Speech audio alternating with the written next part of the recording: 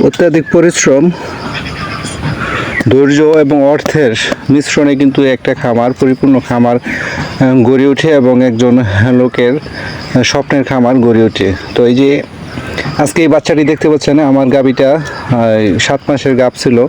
তো আজকে এই বাচ্চাটা ডেলিভারি হয়েছে এবং নষ্ট হয়ে গেছে বাচ্চাটি, কারণ তার পূর্ণ বয়স এখনও হয় নাই।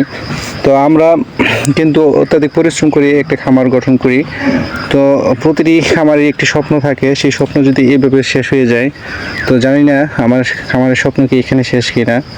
তো সকলে দোয়া করবেন।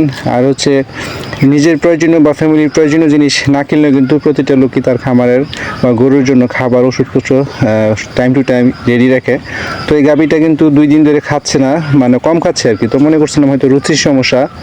তো এইভাবে যে স্বপ্নটা নষ্ট হয়ে যাবে সেটা বুঝতে পারি নাই।